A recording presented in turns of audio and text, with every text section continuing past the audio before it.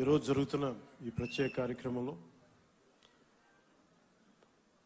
మన ఆంధ్రప్రదేశ్లో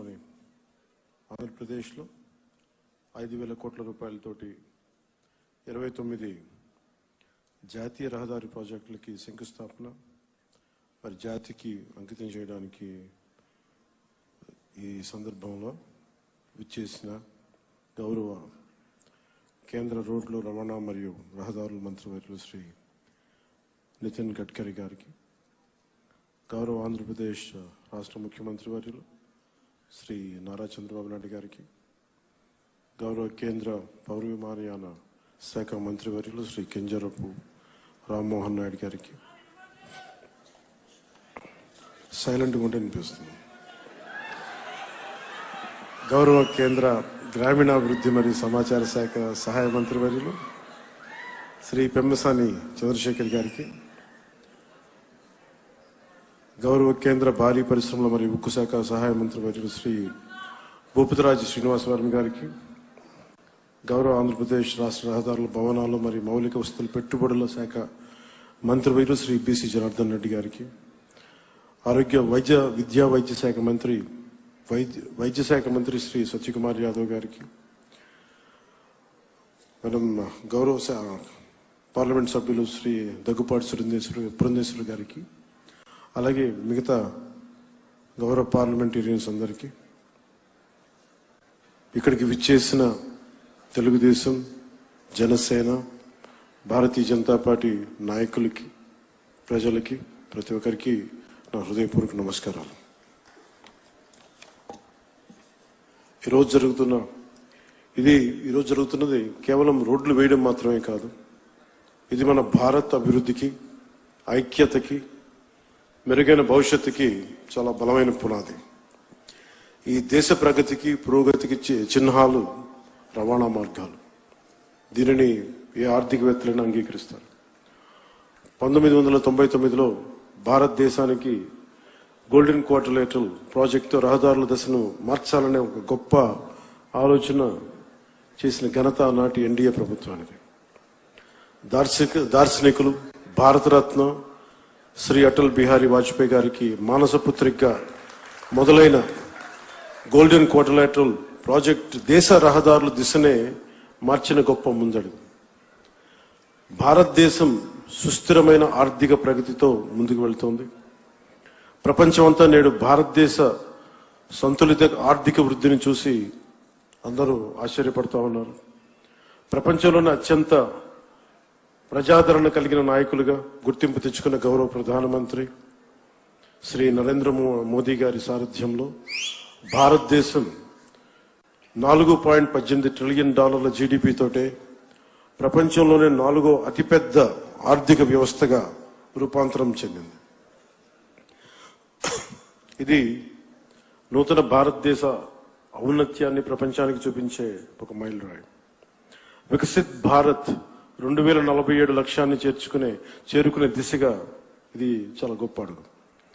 ఈ ఎదుగుదలకి అసలైన బలం మౌలిక వసతుల రంగం, ముఖ్యంగా రోడ్లు, హైవేలు. ఈ రంగంలోకి వచ్చిన భారీ మార్పులకి కేంద్ర బిందువుగా ఉన్నది గౌరవ కేంద్ర రహదారుల మరియు రవాణా శాఖ మంత్రివర్యులు శ్రీ నితిన్ గడ్కరీ గారు. ఆయనకున్న దూరదృష్టి, పట్టుదల, పనితీరులోని ఖచ్చితత్వం ఆయనని ఎంతో ప్రత్యేకంగా నిలిపాయి. 2014లో దేశంలో జాతీయ రహదారులు 91,000 కిలోమీటర్లు ఉండగా ఇప్పుడు అది 1,46,000 కిలోమీటర్లకి పెరిగాయి. రహదారి నిర్మాణ వేగం రోజుకి ఒకప్పుడు 11.5 కిలోమీటర్లు ఉంటాయి. ఈ రోజునది రోజుకి సుమారు 34 కిలోమీటర్లు చేరింది అంటే అది గడ్కరీ గారి ఘనత, ఆయన లీడర్షిప్ ఎబిలిటీ. నిర్మాణ వేగం 3 రెట్లు పెరిగింది. అలాగే మౌలిక వస్తువుల రంగానికి కేటాయించిన బడ్జెట్ ని సుమారు 6 రెట్లు పెరిగింది. Atal tunnel, Delhi Mumbai expressway, Chardham highway ఇలాంటివన్నీ గొప్ప ప్రాజెక్టులు ఆయన నేతృత్వంలోనే పూర్తయ్యాయి. Sri Gadkari ji is therefore seen as a symbol of India's infrastructure renaissance and is rightly known as the highwayman of India. మన రాష్ట్రం కూడా అభివృద్ధి దిశగా పరుగులు పెడుతోంది. గౌరవ ముఖ్యమంత్రి శ్రీ నారా చంద్రబాబు నాయుడు గారి నాయకత్వంలో మన ప్రభుత్వం మొదటి రోజు నుండి అభివృద్ధిపైన దృష్టి పెట్టింది. గత ప్రభుత్వానికి కేంద్రం నుండి సహాయం వచ్చినా రహదారి అభివృద్ధిపై సరైన శ్రద్ధ చూపలేకపోయారు. కానీ ఇప్పుడు ఎన్డీఏ కూటమి ప్రభుత్వం స్పష్టమైన లక్ష్యంతో పూర్తి కర్తవ్య బద్ధతతో పనిచేస్తుంది. అలాగే జాతీయ రహదారుల నిర్మాణం తరహాలోనే మన రాష్ట్రంలో అడవి తల్లి బాట పేరిట గిరిజన ప్రాంతాల్లో రవాణా సదుపాయాలను కల్పించేందుకు కొండ రహదారుల నిర్మాణాన్ని కూడా ప్రారంభించాం. దీనికి మనందరం కూడా చాలా మనస్ఫూర్తిగా ప్రధానమంత్రి గారికి కృతజ్ఞతలు చెప్పుకోవాలి. పిఎం జన్మన్ ప్రధానమంత్రి జనజాతి ఆదివాసీ న్యాయ మహా అభియాన్ కింద అది ఓట్లు పడే దారులు కాదు, 1,00,000 మందికో 25,000 మందికో ఉపయోగపడే రోడ్లు కాదు. కానీ అభివృద్ధి పథంలో అందరూ బాగుండాలి, అందరూ దీంట్లో భాగస్వామ్యం తీసుకోవాలి అనే ఒక సదుద్దేశంతో ఈ పిఎం జన్మన్ కింద ప్రధానమంత్రి గారు దగ్గర నుంచి పిఎం జన్మన్ పథకం కింద కేంద్ర ప్రభుత్వం నుంచి 550 కోట్ల రూపాయలు మనకు వస్తే 50 కోట్ల రూపాయలు మన ఆంధ్రప్రదేశ్ నుంచి, నరేగా నుంచి దాదాపు 500 కోట్ల రూపాయలతోటి ఈ రోజున అడవి తల్లి బాటని స్వాతంత్రం వచ్చినప్పటి నుంచి కూడా రహదారులు వేయని గ్రామాలకి ఈ రోజున డోలీ మోతలతోటి ఇబ్బందులు పడుతున్న ఆ పరిస్థితిని తొలగిస్తూ రవాణా లేని ఏజెన్సీ గ్రామాలని రోడ్లతో కలుపుతున్నాం. దీనికి ప్రత్యేకంగా గౌరవ ముఖ్యమంత్రి శ్రీ నారా చంద్రబాబు నాయుడు గారికి కృతజ్ఞతలు తెలుపుకోవాలి. వారికి ఒకటే తెలియజేశాను, ఈ డోలీ మోతలు చాలా ఇబ్బందులు ఉన్నాయి సార్. కనీసం మనకున్న ఈ ఆర్థిక ఇబ్బందుల్లో కనీసం మీరు ఒక 50 కోట్లు కానీ రిలీజ్ చేయగలిగితే కనీసం కొన్ని గ్రామాలకైనా మనం చేయొచ్చు అంటే చాలా పెద్ద మనసుతోటి ఆ రోజున ఆయన ఆ 50 కోట్లు విడుదల ఈ రోజున దాదాపు మన 1000 కోట్లుకి రోడ్లు వేయగలిగే స్థాయిలో ఉన్నాం. అందుకే మనస్ఫూర్తిగా మన ముఖ్యమంత్రి గారికి నా ధన్యవాదాలు తెలుపుతా ఉన్నాను. అలాగే ఇప్పుడు మనం ఈ రహదారులు కేవలం ప్రయాణ సౌలభ్యం కోసం మాత్రమే కాకుండా ఎకో టూరిజం అభివృద్ధికి, యువతకి ఉపాధి అవకాశాలకి మార్గం వేస్తున్నాయి. ప్రకృతి సౌందర్యాన్ని కాపాడుతూ నిర్మించిన ఈ మార్గాలు మన రాష్ట్ర అభివృద్ధికి గర్వకారణంగా నిలుస్తున్నాయి. ప్రాజెక్టులు పర్యావరణ సమతుల్యతకు భంగం కలగకుండా ముందుకు సాగేందుకు అటవీ అనుమతులతోనే అత్యంత జాగ్రత్తతో ప్రణాళికలు రూపొందిస్తూ కొనసాగిస్తున్నాం. మోదీ గారి దృష్టి, గడ్కరీ గారి కృషి, గౌరవ ముఖ్యమంత్రి చంద్రబాబు గారి సంకల్పంతో ఈ ముగ్గురి నేతృత్వంలో మన రాష్ట్రం, మన దేశం అన్ని రంగాల్లో పరిగెడుతుంది. అభివృద్ధిపై ప్రతి ఒక్కరు కూడా ఈ భాగస్వామ్యంలో మీరు చేరాలి, అన్ని ప్రాంతాలు అభివృద్ధి చెందాలనేదే మన లక్ష్యం. ఈ మంచి రోడ్ల వల్ల సరికొత్త పరిశ్రమలు, ఉత్పత్తి యూనిట్లు, IT industry, electronic, logistic hubs, food processing parks రాష్ట్రంలోకి వస్తాయి. ఇది రాష్ట్ర ఆర్థిక వ్యవస్థని బలంగా చేయడంతో పాటు దేశ ప్రగతికి మరియు దేశ జీడిపి వృద్ధికి మన వంతు కృషిని అందించడమే లక్ష్యం. ఇవి భారతీయుల ఐక్యతని, సమగ్రతని ప్రతిబింబిస్తాయి. మన ఆత్మబలంతో నిర్మితమైన ప్రగతికి మార్గదర్శక దీపాలు, రేపటి తరాలకి మనం అందించే ఒక బలమైన వారసత్వపు ఆస్తి.